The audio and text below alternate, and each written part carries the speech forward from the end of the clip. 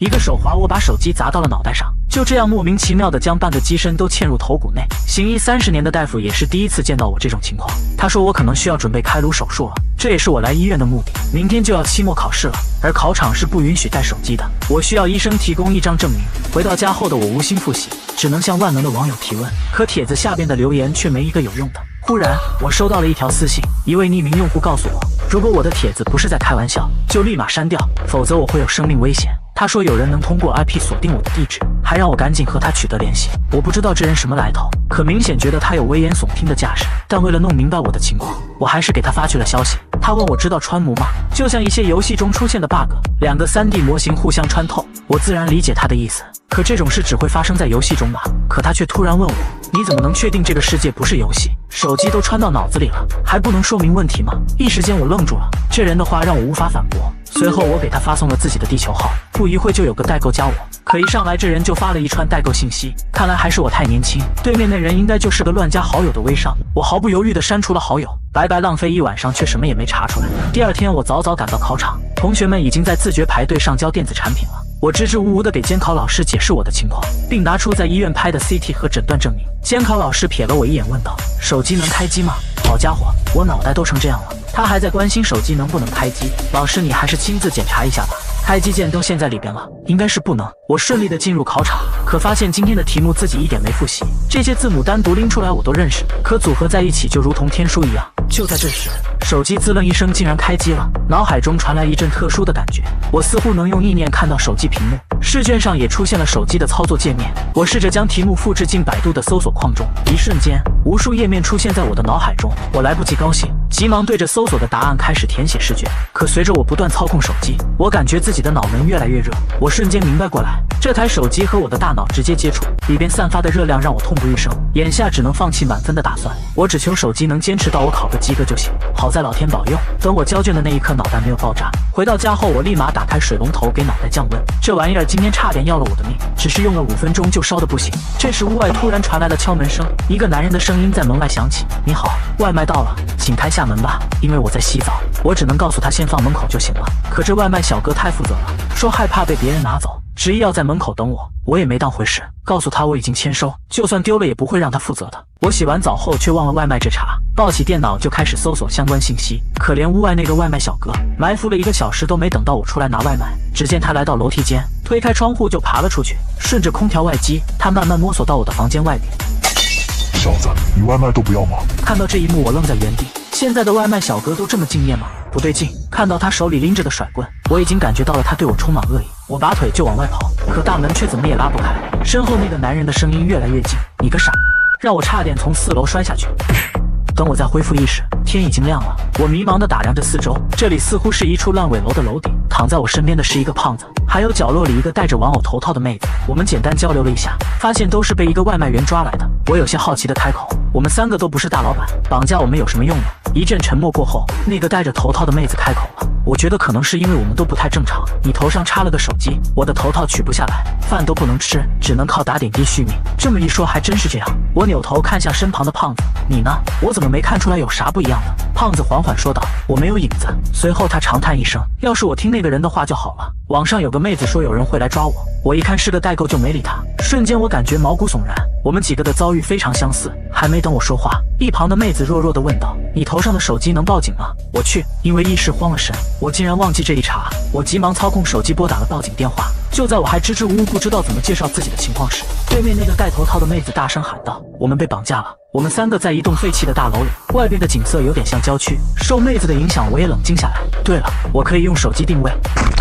好小子，我是真没想到你还能报警啊！正在报警的我忽略了那个抓我们来的外卖员，他的暴扣竟直接将我脑门上的手机给摔断。随后我迎来了这辈子挨得最毒的一顿打，但身体上的疼痛不及内心的1/1000。我刚刚获得的外挂就这样被他摧毁，现在我心里只有无边的愤怒。眼看着当头一棒又要落下，我脑中突然传来一阵怪异的感觉，只见那根甩棍就这样从我头上穿过，没有给我带来丝毫伤害。趁着男人趔趄的空档，我一记猴子偷逃打了出去，而我身上原本的束缚也在顷刻间瓦解。我似乎变成了一个虚幻的存在，但我还是低估了男人的战力。在他手下，我如同一个小孩子一般脆弱。他抓着我的脑袋，不断向墙上撞去。你不是能穿吗？再穿一个我看看啊！你们几个杂碎，都是这个世界的漏洞，更不应该存在，所以就好好去死吧。说罢，他捏着我的脖子向墙壁急速冲去，感受着这股力道，我觉得就这样撞过去，不死也得是个重度脑瘫。就在千钧一发之际，我的脑中响起了那个神秘人说的话：你怎么确定这个世界不是游戏？听说过穿模吗？神奇的事情发生了，我无比顺畅地穿进了墙壁里，死到临头的惊吓感和劫后余生的惊喜感不断刺激着我的大脑，就连那个可怕的男人都忍不住惊呼一声：你竟然是错手！紧接着他便反应过来大事不妙，他的一只手臂跟着我穿进了混凝土墙壁里。更重要的是，我能将身体缓缓拔出来，而他只能被胳膊束缚在原地。此时猎物与猎人的位置已经互换，我捡起他掉落的甩棍，一边狞笑一边朝他走去。可紧接着我便发现自己大错特错，那男人让我一只手我都打不过他。男人恶狠狠地说道：怎么不穿了？来呀，穿我的手臂啊！这能力只有真正的错手能控制，而你显然不是。我感觉自己快要死了，男人的手臂越来越紧，好在那个头套妹子格外勇敢，拼了命的上前想要解救我。受到她的影响，那个懦弱的胖子也不再置身事外。有了她的加入，我慢慢脱离男人的掌控。此时我大口呼吸着新鲜空气，再也不敢靠近这个危险的男人。可问题接踵而至，他俩还被锁在地上，钥匙却在男人口袋里。这时，一个甜美的声音忽然响起：看样子你们自己搞定了，我再三叮嘱你们很危险，可惜没人听，特别是你啊，手机男，被一个不能移动的人打成这样，真是有够菜的。听完他的话，胖子瞬间便反应过来，你就是那个代购。女孩漂亮的大眼睛一瞪，叫我微微姐。随后他看向一旁的外卖员问道：你是临时工吧？把镣铐的钥匙交出来，这里我们接管了。外卖员却指了指胖子和头套妹，按照规矩，这两个病人10万一个，至于那个手机男得翻倍，因为他具有错手属性。眼看微微姐不理他，男人继续说道：怎么，其他人那里都是这个价，你们想破坏规矩吗？你跟我讲规矩，姐姐真是好害怕呀。在微微姐强势的镇压下，大家都顺利解开了身上的束缚。随后她向我们正式介绍，她叫做魏巍，就是之前加我们的那个代购。她身后那名高冷的帅哥是她的领导，可以喊他新哥。我们之所以会被抓到这里，是因为我们得了一种名为 bug 症的病。顾名思义，这种病看起来就像游戏里的 bug 一样而得名。这种病是治不好的，比如我脑子里的手机，原本人体组织的部位已经被手机占据，如果强行做手术取出，那部分脑子就没有了。我们现在只有一个选择，就是跟微微姐走，因为只有他们有能力完美治好这种病。就在我思索微微姐的话是真是假时，一队警察突然冲了出来，看来是我之前的那通报警电话起了作用。面对冰冷的枪口，微微姐看不出一点慌张。对不起了，警察叔叔，我们得先走一步了。与此同时，我也看到那名叫新哥的男人蹲到外卖员身前说道：哥们儿，你的手臂我也没办法，你听说过杨过吗？说罢，他没给男人一点反应的时间，深蓝色的网格以他为中心开始向四周扩散。我被眼前的一幕惊呆，原本真实的世界化为一道道线条，随后这些蓝色线条越来越亮，我的视野也逐渐消失。等回过神来，我们已经到了另一个地方。微微姐有些生气：大哥，干嘛来我家？你把那边的灰尘都带过来了？我刚换的沙发呀。外卖员似乎知道些什么，看着新哥惊呼了一声：你竟然是门徒！新哥也有些意外，你知道的还挺多。外卖员越发确认自己的猜想，那些错手只会穿墙之类的小把戏，你刚才这个可是移动空间，两者不是一个级别，你一定是传说中的门徒。虽然我不知道错手和门徒具体指的是什么，但从他们的对话中也能了解到一点信息，这帮人绝不是普通人。新哥瞬间就把那个空间内的所有东西带了回来，包括地上的灰尘，而且我也注意到外卖员的一截手臂也不翼而飞，那正是被我带进墙壁里的那只，而且断口处光滑无比。这个世界上有一种名为 bug 症的病，神秘组织说我的病就是穿模，就像游戏中可以无视物理碰撞穿过食物，而且这种病还会传染，身患 bug 症的人越多，传播的速度就越快。因此组织中的新哥带走了头套妹，说要为他进行隔离治疗。至于我和胖子则被留了下来，因为我俩有成为错手的潜力。如果把这个世界比作游戏，错手就是解决游戏里 bug 的人，简单点说就是杀毒软件。加入神秘组织的第一天，微微姐就用实际行动告诉了我必须听从上级的命令，最重要的一条就是不能对外人泄露组织的存在。作为新人，我们的第一个任务就是砍树，这是在城市中2个地方拍的照片。神奇的是，如果把2张照片重合，就会发现这2棵大树一模一样。世界上不可能存在分毫不差的2棵大树，这显然是一个 bug 事件。趁着夜色，我们偷偷摸到这棵大树所在的小区，带队的是一个叫阿庆的年轻人，他在我们前面加入了这个神秘组织。为了防止小区的摄像头拍到我们的样子，我和胖子戴上了阿庆准备的面具。他说自己要在车里接应我们2个，让我们快去快回。可惜当时我不知道，这个坏笔在我俩背后用荧光笔写下了我是小偷4个大字。结局可想而知，在我们锯树的时候，被小区巡逻的保安看到。据说当时那2个保安也挺惊讶的，第一次见这么嚣张的小偷。不仅在背后写上自己的职业，还戴着光头强的面具来偷书。被扭送到警局后，我俩也受到了特殊照顾。这不仅是一起简单的破坏财物案，还是对司法组织的一次挑衅。眼瞅着性质这么恶劣，我急忙给警察说自己是被人陷害了。我不知道的是，就在我这话刚说出口，车里的微微姐就坐了起来，她正在监听我们的谈话。来到我这边，警察也觉得这次事件有些奇怪，于是追问我：谁在害你们？是有人胁迫你们做这些吗？此话一出，我脑子中瞬间闪出很多画面。微微姐的警告似乎在耳边回荡，虽然她这人解决问题的手段有些暴力，但每次打完我还为我亲自包扎。警察叔叔也看出我的犹豫，还在不停安慰我：不要怕，这里是警局，有什么你都说出来就行。我还是决定说了，是别人叫我们这样干的。谁叫你们这样干的？长什么样？叫什么住哪里？一项一项慢慢说。我一字一顿地说出口。他住在一个山林里，大家都喊他光头强。警察也有点懵，光头强是那个人的外号吗？他为什么让你们帮他砍树？我告诉他是因为有2只熊拦着不让他砍，只能拜托我们来。对面的警察叔叔也失去了耐心，这说的都是什么东西？要不先关你们一晚上，想明白了我再问。我这边的气氛虽然很严肃，但微微姐早已在车里笑得前仰后合。阿庆一边开车一边问：如果他们真说了怎么办？微微姐不以为然地回答：那就只能抓他们去隔离了。被关进号子里的我并不知道已经通过了组织的考验。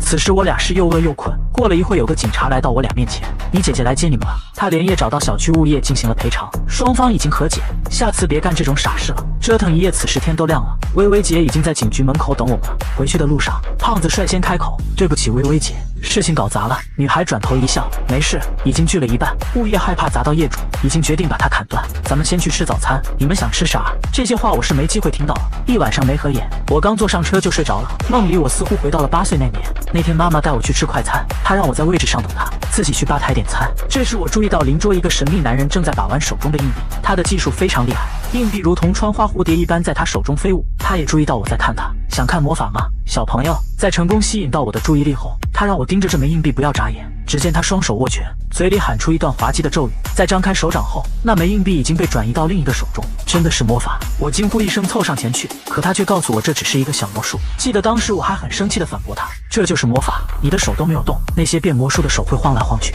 然后偷偷换到另一只手里。男人哈哈一笑说道：真是个小机灵鬼。见他没有反驳我，我急忙追问：哥哥，你可以教我魔法吗？这有点难，可不是每个人都能学会的。你闭上眼睛，我现在把魔法传给你，但你可千万不能用它做坏事哦。我怎么会忽然梦到小时候的事？那个男人似乎和新哥长得非常像，仔细一想又觉得不对劲，都是10几年前的事了。新哥的容貌一点没变老，或许是当时戴着墨镜我认错了。可是连穿墙瞬移这种事都发生了，不变老似乎也不是没可能。如果那人真是新哥，当时怎么会碰到？第二天我觉得这不单纯是有人能够长生不老。他告诉我，人们把创造世界的存在称作常，常有可能是上帝，也有可能是佛祖，也可能是跟我们一样的人。但不管它是什么，一旦感知到它的存在，就会让你忍不住下跪。微微姐告诉我，她听说过组织里有人修改过自己的参数，代价则是需要付出大量的积分，解决一件 bug 事件可以得到1分。像我这种新人就不要想这些了，我现阶段的目标就是积累10分，从而获得转正的资格。正好最近出现了一个连环失踪案，微微姐准备带我们解决。据电视中的记者报道，本市北郊的一条弯道已经连续失踪了10几名司机。最近的一起案子发生在昨晚，在这条不足100米的弯道上，有辆私家车莫名其妙的消失。巧的是，当时弯道中间的摄像头故障，所以只拍到了这辆车驶入弯道。可4点的摄像头却没有车辆驶离的记录。司机是一名刚当爸爸3个月的年轻人，原本幸福的家庭因为此事毁于一旦。我们连夜赶往这条神秘的弯道，微微姐从手中召唤出一只红色的蝴蝶，那只蝴蝶盘旋了一会就降落到不远处的地面上。随后她告诉我们，这里确实存在一个 bug。我脱口而出：是那只蝴蝶停留的地方吗？微微姐忽然扭头看向我：你竟然能看到蝴蝶？看着胖子和阿庆迷茫的眼神，我以为是蝴蝶太小他们没看到，就想走上前去给他们指明方位。谁知我刚迈出脚步，微微姐就拉住了我的手臂。我也猛然发现自己的脚掌已经陷入地面中。看到这一幕，我瞬间想到那辆私家车是怎么消失的了。那种一点一点陷入沼泽的恐怖感，一定折磨了那个年轻的父亲很久。微微姐让我冷静，发动自己的穿魔能力，试着把脚抽出来。她说这是叫沼泽地的 bug， 幸亏我有穿魔能力，否则陷进去就出不来了。也正是如此，我一会需要下去找人。阿庆将绳索捆到我的身上，这是一种特殊的绳子，不会被穿魔能力者穿透。微微姐让我试着寻找失踪的司机，并把他带上来，因为陷入 bug 中的人不一定会死。临行前，她告诉我，穿魔能力也不是无敌的，如果是不可为力，马上来。我转头一笑，告诉他，在游戏里，像我这么帅的一般都是主角。之后我戴上耳麦，开始往地底下沉，这种感觉很奇怪，坚硬的混凝土路面如同水潭一般。微微姐最后交代我，下去之后保持通话，如果失去信号，到就会立马拉我上来。没过一会我就全部沉入地底，四周没有借力的地方，凭自己确实难以上去。到我抬头还能清晰地看见微微姐他们，就好像站在一个玻璃罩子上。又下沉了一会，我终于看到那辆失踪的轿车，司机闭着眼睛，不知道是死是活。微微姐让我试探一下她的鼻息，有气就还活着。我将手掌穿过车窗，发现男人的鼻孔还有气流。听到这个好消息，大家都很兴奋。微微姐让我赶紧救援，可就在此时，车尾砰的一声轻响，耳机里传来微微姐的声音：“什么声音？大川！”我凑近一看，轿车如同沉到底部一般，撞上了一层黑色的地面。听完我的话，微微姐让我赶紧上来。那被叫做边界，大地不会保留 bug， 任何碰到边界的东西都会被销毁。可我明明已经找到这个司机了，他的妻子和刚出生的女儿还在等他回家。我告诉微微姐，我想试试。这车下沉得很慢，从车尾到车头的过程起码有7、8分钟。我穿进去又毫不费力，干嘛不救？微微姐听完直接情绪失控，不准进！你这个蠢货！可惜为时已晚，我的行动和语言是同步的。此时我还在纳闷，我已经触碰到司机了，却发现拉不动他，还得自己动手解开安全带。耳机中也没有了微微姐的声音。实际上，在我进入车辆的一瞬间，通讯信号就已经断了。微微姐早已吩咐他们把我强行拉上去，可惜绳子似乎被什么东西卡住了，根本拉不动。我也察觉大事不妙，穿模能力此时已经失效，我出不去了。我用力拍打车门也无济于事，整辆车好像固化一样纹丝不动。地面上的微微姐也已经愣在原地。最糟糕的事情发生了，疯魔了！胖子一边用力一边大喊：“赶紧请新哥来啊！他不是能瞬移吗？”微微姐愣在原地无力地说道：“来不及了，新哥瞬移的前提是他得来过这里。”车辆还在继续下沉，眼看就没有多少时间了。这期间我想了很多办法，即使把自己撞得头破血流，车窗都没有一丝损伤。伴随着我最后的拼命一撞，我成功把自己撞晕了过去。边界蔓延到了车头的部位，开始侵蚀我的身体。在被边界吞噬之后，我来到了这个好似垃圾场的地方，在我身后还有一尊被垃圾掩埋的石像。我不知道这里是什么地方，好在自己活了下来。我摸索着向前探索，这里有没有五官的人，不停吐钞票的印钞机，各种可以称之为 bug 的人或事物随处可见。最重要的是，我还发现了头套妹，她不是被新哥送去隔离治疗了吗？在我的呼喊下，头套妹缓缓醒来，她激动地抱着我，犹如抓住了救命稻草。一番交流过后，我才确定了这里就是新哥所谓的隔离治疗。这一瞬间，我想通了很多事，根本没有什么所谓的治疗，因为微微姐说过，沉入边界的所有事物都会被销毁。按照她的话来说，这里就是一个垃圾处理厂。想明白这些，我已经不奢望出去了。头套妹却还抱有一丝希望。大川，你知道怎么出去吗？我思索了一会，给她解释道：如果把我们生活的世界比作一台电脑，那么其中的数据量必定庞大无比，运行时间久了就会出现错误的数据，这些数据就会被当成垃圾清理掉。头套妹说自己是文科生，有些听不懂我的话，我只能给她举更简单的例子。电脑里有个回收站的目录，你删掉的垃圾文件都在这里。我们现在所处的地方就是世界的回收站。头套妹这才如梦初醒，她顺着我的话继续说道：有次我的电脑特别卡，删掉一些文件后就好了，结果我把自己的作业删掉了，当时急得要死，好在可以在回收站里复原。说者无心，听者有意，头套妹的话让我灵光乍现。回收站里的垃圾如果不清理，还是会占用电脑内存啊，系统垃圾过多导致卡顿，所以才会出 bug 呀。这不跟现实中的情况一样吗？你看这一望无际的垃圾，要是换算成数据都不知道多少个 G。这些垃圾堆在这里就会占用计算机的内存，一定要定期清理，不然必定出现卡顿。一旦卡顿就会影响程序的运行，而运行错误就会出现 bug。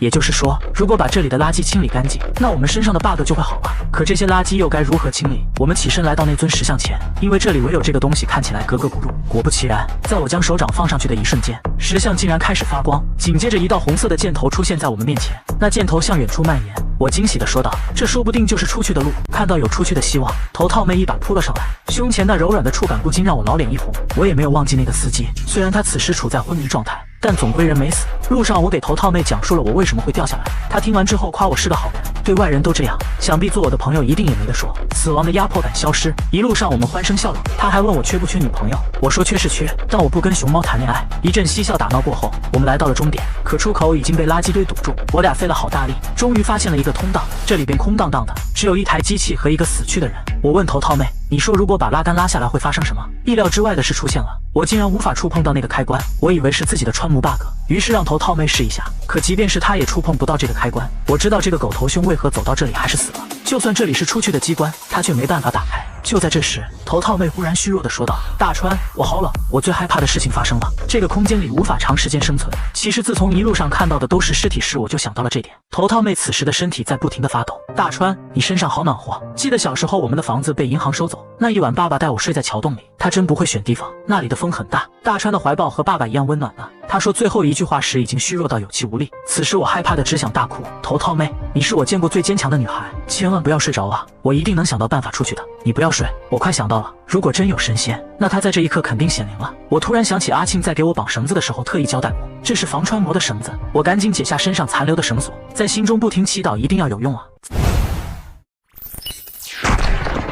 在我看不到的地方，那尊石像破土而出。此时我只感觉到山崩地裂，我所在的空间也变成红色的网格，直到一阵强光闪过，一道巨大的身影出现在我背后。此时空间内只剩下我和头套美和那个司机，但不管我说什么，这个像机器人的石像都没有回应。等了一会，他的额头处突然开始发光，一道字幕在我面前浮现，赫然是机械故障4个大字，随后又不断变化，最后定格成管理员72失踪。这么看来，这里真的像一个电脑的回收站，因为管理员失踪而无法定期清理。还不等我多想，字幕又变了，是否寻找管理员？上边开始了5秒倒计时，可我发现它只给出了是的选项，根本没有否。与此同时，随着倒计时的结束，这个石像也开始逐渐崩溃。眼下这种情况，我根本没有别的选择，大喊一声我去找管理员。卡在最后1秒，我们成功被石像传送了出去。就在刚刚王大川掉进边界后，魏巍按照新哥的指示开始排查周边，因为不是路过的每一辆车都会掉进泥潭 bug 中，所以说明这个 bug 是断断续续存在的。像这种情况，一般都是因为周围出现了一个大型 bug 所导致的。魏巍知道胖子还沉浸在失去好朋友的痛苦中，也就没有让他跟随。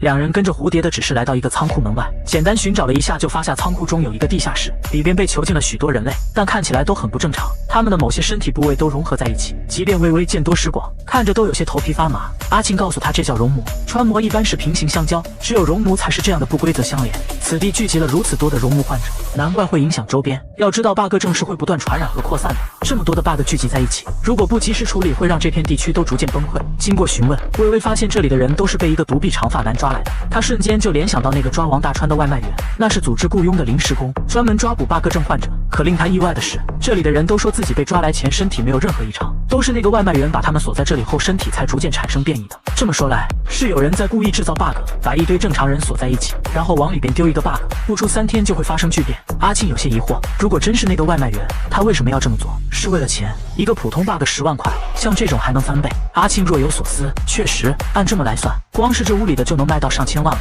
可问题又来了，为了防止临时工这样杀良冒功，组织并没有把 bug 症会巨变这点告诉他们。这个断臂男是怎么知道的？魏巍却猛地想起，那天救王大川他们的时候，新哥给断臂男提到过这点，他当时还提醒过新哥这话不能说，却被他随便找了个借口搪塞过去。新哥当时是故意的还是不小心说漏嘴了呢？阿庆和魏巍也搞不懂他究竟是怎么想的。就在此时，外边传来了许多脚步声，正是独臂男带着手下送来的新的货物。可他刚一打开门就发现了不对劲，以往这些人见到自己都是哀求或者叫骂，但此次竟然都诡异的低下头不敢说话。于是他猛地推向门板，魏巍也不再隐藏，当即现出身形。你这个畜生竟敢干出这种事！今天我要为组织清理门户。他的战斗力可不是独臂男能抗衡的，一瞬间被打得满地找牙。等魏巍停手后，独臂男嚣张的一笑，你没发现我一直都没还手吗？随后他慢慢爬了起来，你是错手，论资格是我的上级，所以我不能还手。但你要搞清楚一件事，自始至终我都没有违反组织的规定，临时工守则我背得滚瓜烂熟，从没有一个字说过不允许人为制造 bug。你甚至可以喊那个叫新哥的来做裁决，如果你一定要制裁我，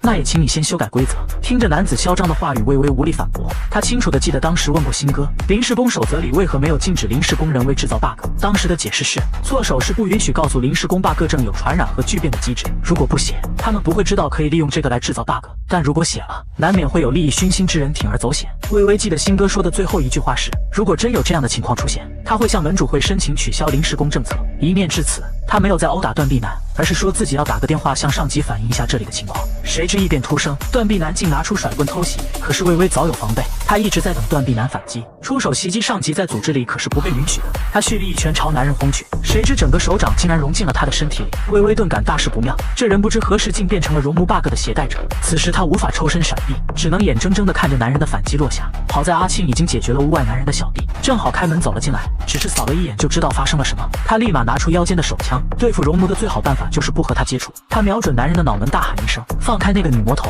见断臂男不为所动，阿庆毫不犹豫地扣动了扳机，谁知男人轻轻一带，这一枪竟命中了魏巍的肩膀。断臂男也急忙威胁他不要开枪，否则就把魏巍的头融进身体里，让他窒息而死。随后两人商量和平解决，阿庆放他离去，他也会解开熔膜。可不等断臂男同意，阿庆却不讲武德的偷袭，子弹命中男人的脑门，瞬间便倒了下去。魏巍以一个极其羞耻的姿势跪伏在男人身上。阿庆说不要着急，等人死透了，熔膜 bug 就会失效。而另一边还在车里伤心的胖子发现自己见到鬼了，因为他看见刚刚才被边界吞噬的王大川在敲他的车窗。男人毫无防备的被一枪命中脑门，可伤口处的血肉却自动将子弹推了出来。随后他突然朝开枪的阿庆抓去，好在阿庆身手敏捷躲了过去，否则也要落得个和微微一样的下场。男人的熔炉 bug 已经运用得非常熟练，任何跟他接触的人都会被他融合。回过神来的阿庆立马连开数枪，可这次男人已经不准备再演戏，子弹打到他的身上毫无作用。面对缓缓靠近的独臂男，阿庆已经想不出任何逃生的办法。画面来到另一边，王大川已经在跟胖子讲述自己刚才的所见所闻。他告诉胖子，这个组织根本没有什么隔离治疗，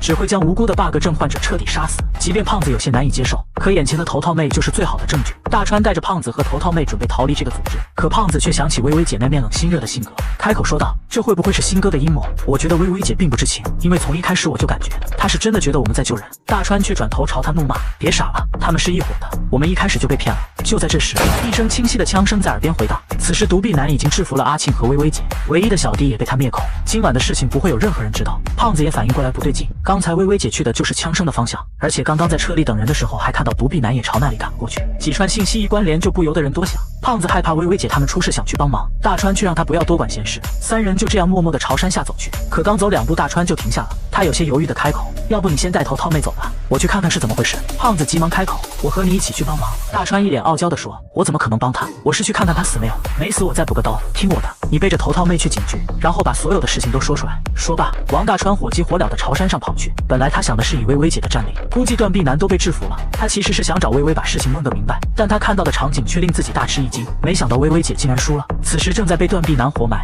见此场景，王大川拿起地上的板砖就朝男人偷偷摸了过去。等断臂男听到身后的破风声时，已经来不及闪躲，只能顺手挥出铁锨。好消息是王大川可以穿模，铁锨对他没有产生丝毫的伤害。坏消息是断臂男也有了熔炉 bug， 子弹都没用，更别说一块板砖了。最要命的是，他发现自己的手指被融进断臂男的脸上拔不出来。正在王大川集中注意力将穿模能力往手指上汇聚之时，断臂男一铁锨拍在了他的脸上。只见他阴恻恻的一笑，果然，当你的注意力集中到别的地方时，身体其他部位就失去了穿模的能力。是了，这就是错手和 bug 症的最大区别。前者可以随心所欲地控制自身的 bug， 后者只能在集中注意力时才可以做到。说罢，他夺过王大川手中的板砖朝他脸上拍去。幸亏大川的穿模能力再次汇集在脑门上，才躲过一劫。随后他急忙补上一拳，将大川打得头破血流。瞬间他想起了两人的第一次交手，又发现了王大川的一个弱点，他无法穿过人体。随后他一拳接一拳地开始击打王大川，好在胖子及时赶来，利用自身的吨位将断臂男撞飞出去。可他笨重的身形根本不是断臂男的对手，明知道自己冲上来可能会死，他还是毅然决然地帮助朋友。看着朝夕相处的朋友都倒在地上生死不明，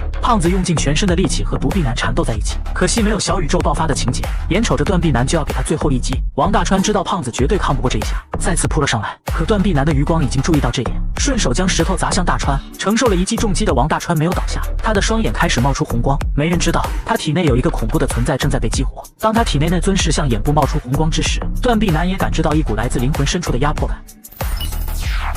此时的断臂男不知道发生了什么，但他却清晰地感知到自己被一个恐怖的东西盯上。下一秒，从王大川身上爆发出强烈的红光，断臂男的身体也开始一寸一寸融化。当红光缓缓消散之时，地上已经没有了他的身影，王大川自己也浑身脱力地倒了下去。同一时间，昏迷的头套妹感觉到自己脑袋忽然一松，地下室的人们也纷纷脱离了融合状态。等微微姐和阿庆醒来后，他们发现这里的 bug 全都消失了，一滴冷汗从女孩光洁的脑门上滴下。据我所知，组织里还没有人能让 bug 自行痊愈。一行人回到车里，突然发现里边坐了个模样清秀的女孩。胖子暗叹一声糟糕，忘了头套妹还在车里。还不等他解释，微微姐很快认出这个是之前新哥带走的头套妹。她看向胖子 ，bug 症出逃可是大罪，你最好赶紧告诉我发生了什么。头套妹却情绪激动地打断微微姐：“我没有逃走，那个新哥根本没送我去治疗，而是销毁。”听完这话，微微姐眉头紧皱，她转头看向阿庆：“不是一直说 bug 症能治吗？”阿庆脸上没有任何表情，他缓缓说道：“你也知道 bug 症的特性。假如，我说的是假如啊，假如这种病根本没有办法治疗，你说组织是放任它肆意传播还是？”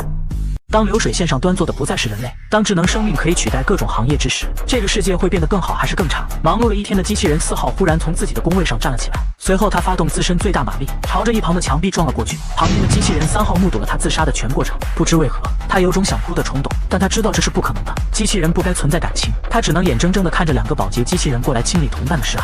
从他们旁边的垃圾箱中不难看出，这已经不是第一次机器人自杀事件了，纸终究是包不住火的。机器人自残事件很快冲上了热搜，机动公司为此召回了旗下所有智能机器人，因为他们害害怕机器人会产生自我意识，他们决定进行一场人工测试，把所有机器人筛查一遍。很快便轮到了机器人3号，他看到那群高高在上的人类，向他发问 ：“W3 号，你旁边的 W4 号死了，你知道吗？”3号没有丝毫异常的回答知道，可面前的摄像头紧接着发问：“他是你的朋友吗？”扫描着眼前这群人类，3号的核心芯片飞速运转。他记得4号说过，因为自己帮他完成过工作，所以两人算是朋友。但他知道不能这样回答。冰冷的机械音响起：“对不起 ，W3 的词库里没有朋友，如您需要，请输入指令。”人类再度开口：“那么 W4 的死亡有让你感到不适吗？”金字简 ：“W3 的部件完好无损，请放心使用。”那你会觉得工作无聊吗？对不起 ，W3 的词库里没有无聊，如您需要，请输入指令。好的，测试通过，请原路返回工位。W5请进。王大川也不知道为什么梦见自己成为了一个机器人，但却清晰地带入了3号的视角。他知道3号说谎了，其实他很难过，还有恐惧。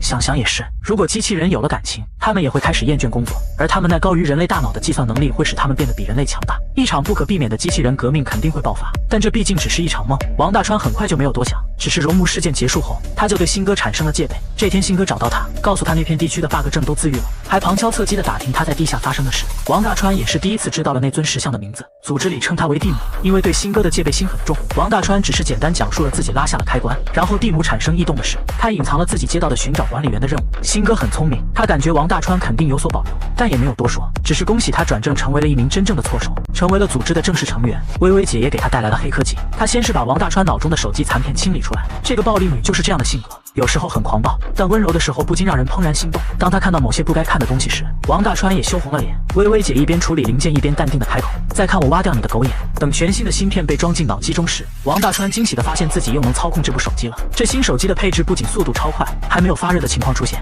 微微姐说这是组织商店里的高科技产品，考虑到大川的特殊情况，上边还涂有一层隔热材料。可他还没来得及高兴几分钟，就被新哥宣布的事情打断。王大川虽然成为了正式成员，可胖子要被逐出组织过普通人的日子了。受到蒂姆的影响，他的 bug 症也好了，重新拥有了影子。天下没有不散的宴席，一番道别后，大家又恢复了各自正常的生活，但他们之间的联系并没有断。不久之后，头套妹和胖子约大川一起逛公园。话说这还是他第一次看到妹子头套下的样子，女孩叫娄晓彤，是一个很漂亮的姑娘。在沉入边界时，两人就建立了一定的感情基础。再次相见，两人的感情也迅速升温。就在王大川看着笑眼如花的女孩发呆时，整个世界忽然变得虚幻，就像游戏里一样，所有人都蒙上了一层锯齿。紧接着，公园里的过山车失控，马路上的轿车也发生各种故障，公园立马被人们的哭喊声填满。失控飞出的过山车造成了大量游客伤亡，整个城市陷入巨大的恐慌中。王大川走了4个小时才返回别墅，微微姐帮他取出了脑中的芯片，果然这东西也损坏了。这座城市里所有的电子元件都被摧毁了，这一切都和白天突然出现的锯齿有关。微微姐说，发生的一切灾难都是因为失去精度。锯齿化虽然出现的时间很短，但对那些精密的零件是致命的。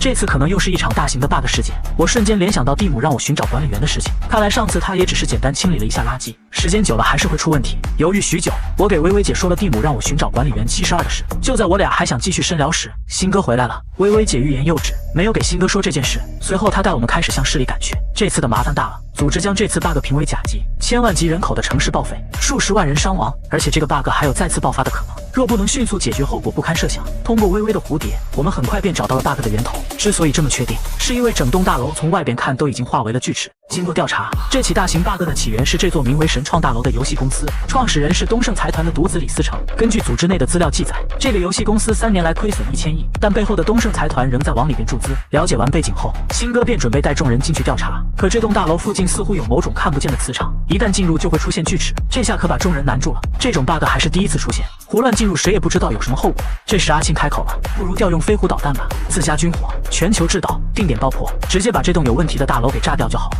微微姐立马拒绝，这楼里还有1000多名员工，怎么能用这样的方法？阿庆却缓缓摇头，用1000条人命来换这个 bug 简直太划算了。新哥听了之后点点头，老哥，你说的对，这样比较保险。接下来几人针对这个方案展开了激烈的争论，但新哥毕竟是名义上的领导，他也认为导弹是最好的解决方案，于是他通知了总部，飞狐导弹也开始做最后的发射准备。大川终于看清楚了这个组织的真正面目，1000条人命在他们眼里微不足道。想想头套妹的遭遇，王大川觉得可能为了解决 bug 而摧毁人命是他们一贯的作风，但他仔细一想也无力反驳。一路上看到了太多因为 bug 造成的惨案，什么生命至上的话在此刻显得无比惨白。这时一旁的微微开口了，给我1个小时的时间，我进去疏散人群，如果半个小时我还没出来，你就把我一起炸了。原本新哥是不同意的，但微微姐知道他的软肋，急忙苦口婆心的劝阿庆出来帮腔。没想到新哥竟然很听阿庆的话，从他们的称呼中，王大川发现阿庆竟然是新哥的亲哥哥。于是我们3个争取到了进去疏散人群的任务。推开这座公司大门的那一刻，我们发现这里边竟然自成一界，楼外是锯齿化的世界，里边却没有这种现象。大楼里空空荡荡，只有一台智能机器人前来接待，可这机器人好似一个人工智障一般，根本没法传达这里即将被引爆的消息。几人本想爬楼梯上去寻找一些工作人员，没想到这里的安保措施很严密，每一层都要刷卡。王大川发动自己的穿模 bug 尝试进去，可他发现铁门的背面有一层隔挡，能无视穿模 bug。微微姐有些疑惑，防穿模是组织的核心技术，绝不会外传，而且防穿模防的是 bug， 对普通人没啥用。看来这家公司早就在防着组织。微微姐此时认真起来，她也好奇里边到底有什么东西不能让组织知道。微微姐的铁骨 bug 发动，钢制防火门被一脚踹烂。由于我们的暴力破门，大楼里的警报开始响起，伴随着一声巨响，身后的出口被弹出来的机关封锁。不远处的钢铁墙壁突然出现2个暗门，从里边走出2个黄色安保机器人。王大川瞬间呆住了，这种机器人他在梦里梦到过。等他回过神来，看到微微姐已经朝安保机器人冲去，王大川也见识到了铁骨 bug 的变态之处，真的能硬刚机器人。接下来他们好像陷入了循环，踹门，看微微姐拆机器人，再踹门，再看微微姐拆机器人，如此循环了好几次，他们终于来到一个不一样的房间。这个房间空空荡荡，只能看到一个出口开在对面。就在几人前进几步后，异变突生，不仅来路被阻断，原本光洁的墙面开始出现一个个暗门。这种场景几人再熟悉不过，但这次的数量不再是2只，密密麻麻的安保机器人向3人包围。现在已经不是打不打得过的问题了，而是离发射导弹只剩下20分钟了。于是几人不再恋战，只想冲到对面的出口。可王大川的身手比较差，再加上机器人手中的棍子竟然防穿模，一个不注意就被打得头破血流。微微姐只能返回来接上他。等他们千辛万苦的来到出口时，却发现这是一个陷阱，通道是用全息投影打上去的。而此时距离导弹发射还有13分钟，此时上天无路，入地无门，微微姐只能拼命阻挡机器人的攻势，让阿庆赶紧想办法。可人的体力终究是有上限的，面对围攻，微微姐逐渐显露颓势，而剩余的时间已经不够他们逃出大厦了。事情并没有迎来转机，在倒计时结束的一瞬间，总部的导弹也开始发射，全程6848米，将于15分钟后击中目标。阿庆急忙抽出机器人的电池核心，经过他的改装，制作了一枚简易的高爆炸弹。几人返回到入口，希望这炸弹能炸开一个口子。可还没来得及行动，就听一声巨响传来，导弹在距离大楼还有100米之时就自动引爆。新哥面色平静地看着这一幕，似乎早已预料到这种结果。楼里的几人终于放心下来，看来导弹根本轰不到大楼上。仔细一想，他们也明白过来，一旦靠近大楼就会出现锯齿化，导弹内的精密零件一定会受损，从而自动引爆。正说着，微微姐的蝴蝶突然自动飞出，这表示正在有 bug 靠近。果不其然，从拐角处缓缓走出一人，头戴鬼面，腰间还插了2把50刀。微微姐第一次见这种打扮的人，于是询问阿庆这是什么 bug。阿庆盯着此人看了许久，最终从牙缝里艰难地挤出2个字：掉帧。话音刚落，此人就朝着微微姐袭来。微微反应极快，预判男人冲刺的轨迹，挥出手中的棍棒。意外的是，这一击落空了，那名武士忽然消失不见，没人看清他是怎么出现在微微身后的。好在他没有痛下杀手，只是挥出手中的折扇打向微微的脖子。这就是掉帧 bug 的恐怖之处，如同游戏中掉帧一样，会产生瞬移的感觉。阿庆深知这种 bug 的厉害之处，急忙表示自己愿意投降。而在大楼外边，也迎来了一位重量级人物，一个面容枯槁的老者带着2个火辣的小妹姗姗来迟。新哥看到后急忙俯身下跪，列图拜见师傅。老者急忙过来搀扶，可新哥却注意到了他手上的手牌。师傅老脸一红，凑到新哥耳边轻声说道：“刚刚去放松了一下，千万别告诉你师娘。”随后跟他介绍起身后的2名女孩，分别是6号和66号。新哥也大吃一惊，这怎么办？正是还带着技师。师傅说是你误会了，这2位是请来帮忙的。没有了炸弹洗地的危机，新哥带着2人进入神创大厦，他们也发现了内外不一样的场景。6号灵机一动，既然这里边没有锯齿化，你把炸弹瞬移丢进来不就行了？新哥转头看向他，微微一笑：“你这么一说，好像也可以。那我们试试吧。”话音刚落，大厅内就传出一道人声：“3位常试会的朋友不妨等等，鄙人是神创公司的项目经理，我想邀请3位参观本公司的一个小项目。”新哥不屑地说道：“既然你知道我们是常试会的，就应该知晓我们的来意。对不起了，我对你们的项目不感兴趣。”对面那人丝毫不慌，拿起手中的一串吊坠说道：“有个大人物在我们公司，你不想见见吗？”只见吊坠之上刻着一个数字72。王大川又做梦了。据本台最新消息，昨晚由工人发起的反攻运动大获全胜，数十家生产智能机器人的工厂被破坏。政府表示将会把机器人从事的工作转交到劳动人民手中，但企业方表示担忧，如果机器人被人类代替，生产效率会下降3%，并且重新聘用人类代表将会支出更高的工资。王大川似乎在以第3视角观看另一个世界发生的一切，他看到一个男人正在修理一个编号为3的残破机器人，在他身后还有一个年轻人在喊他老舅。等镜头拉近，他忽然发现那个年轻人和自己长得非常像。王大川不知道这些梦代表什么，回想那个和自己一模一样面孔的人，他他猜测梦里发生的会不会都是真的？难道他能看到平行世界中的另一个自己？忽然，一个大胆的猜测在他脑中冒出：现在的世界 bug 频出，会不会这里就是一个虚拟世界？而他作为进入游戏的虚拟角色，不知为何竟然觉醒了真实世界的记忆，自己梦到的片段都是围绕这个3号机器人展开的。难道它有什么重要的作用吗？还没有理清思路，王大川被刺耳的噪音惊醒，他发现自己出现在一个密室中，面前有一个摄像头，里边正在有人跟自己打招呼：你好，王大川，欢迎来到神创公司。基于你在本次行动中的糟糕表现，我们决定重新测试你的能力。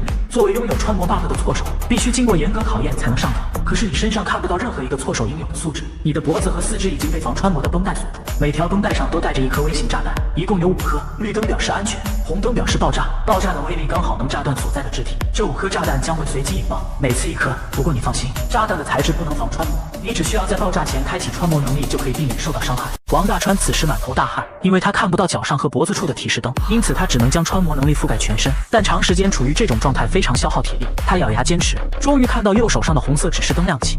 穿模 bug 生效，他的右手完好无损。紧接着左手的指示灯跟着亮起，2次成功逃脱给了他自信。有穿模 bug 存在，像这种物理攻击对他是无效的，但双脚和脖子处的炸弹是最危险的。他无法看到指示灯，因此他只能时刻让身体这几处保持穿模能力。可背后的测试人员似乎知道他的弱点，最后的3颗炸弹迟迟不引爆。不知过了多久，左脚上的炸弹引爆了，还好他没有松懈，左脚成功穿模。可是长时间的使用能力已经让他力不从心。终于在即将坚持不住的时候，他朝着摄像头怒吼：炸死我吧，爷爷不玩了。王大川呆住了，因为他看到地面上一滩血液正在不断蔓延，剧烈的疼痛感延迟了数秒才姗姗来迟。他没想到这测试竟然来真的，此时自己脖子上还有最后1颗炸弹，扛不过去就是死。好在他发现沾满血液的手掌能微弱的反射指示灯的灯光，这也给了他最后的希望，只要在红灯亮起的那一刻发动穿模能力就行。王大川活了下来，用1条腿的代价通过了测试。冰冷的机械声传来：测试通过，我们给你打80分，请在原地等待救援。在王大川意识消散之前，他看到有个白大褂进来给他包扎伤口。他又梦到了那个世界。最新消息，今天是工人重返岗位的第1天，但他们的行为却遭受了普通民众的阻拦。2方人马在工厂门口对峙。经过我台记者现场采访了解到，反对复工的人们愿意每天在家里吃喝玩乐，然后接受政府每月下发的救济金。但这群工人上岗后，工厂会拿出一笔钱来发工资。同样的，政府的税收将会减少3%，每月下发的救济金也将减少3%。这是2帮人的最大矛盾。警方正在现场维持秩序，我台记者将会跟踪播报。这个世界，王大川的舅舅是一名工人，恐怕现在正在对峙的人群中，王大川有些无聊，看向桌面上的3号机器人问道：喂，你叫什么名字？可这机器人竟然没有反应，他明明记得老就说修好了，他以为是供电不足，就将电流调到最大。这时3号忽然开口：快调回去，要坏了。王大川来了兴趣：你是什么型号的机器人？怎么这么不老实？我是机械动能公司生产的新型机器人 Z260，相比前一代，我们可以切换3个工作场景，所以我们拥有简单的学习能力。王大川有些惊讶，要知道政府可是禁止发展强人工智能的，机动公司没有违反禁令，他们只是帮我们多装了一套算法，本意是让我们能适应更多的场景。可是3套算法的组合，竟意外形成了一套全新的算法。以前我们只能按照数据库规划的行动，但现在我们多了一种状态，犹豫。比如刚才我就犹豫了一下，决定不理你，但为了不被电死，我只能硬着头皮跟你说话。王大川有些郁闷，你为什么不想理我？因为危险，人类把我们视为竞争对手，而你很有可能将我交给警察。通过入侵楼下的监控，我已经看到有3个黑衣人正在上网，你可以把我交给他们，或者救我一命。这个世界的王大川显然不明白事情的严重性，他支支吾吾地说道：帮你也不是不行，你能帮我通过考试吗？通过链接你们老师办公室的摄像头，我已经扫描到了明天的试题，答案为 DBCCD， 明天大彩的开奖号码为051224。你追更的一名叫小韩的漫画博主将会因为授权问题停止当前漫画的更新。没有等他说完，王大川一把抱起3号机器人，也有人权，为了人间的正义，我准备帮助你。我已经把他们困在电梯里了，接下来我们走楼梯下去，我将帮你规划逃脱路线，确保你不会被抓到。王大川此时的感觉非常奇妙，自己正在以第3人称看另一个自己做事，但他知道这样做的后果。这可是个觉醒人权意识的机器人啊！要是回过头来对付人类怎么办？强人工智能会像人类一样思考，而且他们的算力远超人类，就像你无法让猩猩为人类工作一样。只要机器人有了自己的想法，就不会再愿意为人类工作，所以那个世界的人类才会打压强人工智能。只有不给他们智慧，他们才会永无止境地为人类工作。想明白了这一切，王大川更加郁闷了。这个白痴显然不明白这些，他正在帮一个强人工智能逃跑。梦境戛然而止，王大川苏醒后看到微微和阿庆已经来到他的身边。原来3人只有1墙之隔，他们分别接受了不同的测试。阿庆是拆炸弹，限定时间内没拆完就会被炸死；微微姐则是打钢铁侠。王大川这才想起什么，急忙朝自己的右腿看去，那里已经被换上了一条假肢。阿庆忽然开口：这次的测试我觉得很像尝试会的救法。随后他给2人解释，现在入会只用证明你的 bug 有用，再凑齐10分就行。但古时的环境非常恶劣，救法要求错手对自身的 bug 要有极强的掌控能力。听说《山海经》就是组织当时记录各种 bug 的书，可想而知，当时的错手面对的是各种强度拉满的 bug。组织内现在都有记载，当时为了剿灭一个名为汉魃的 bug，尝试会的人员几乎死了一半。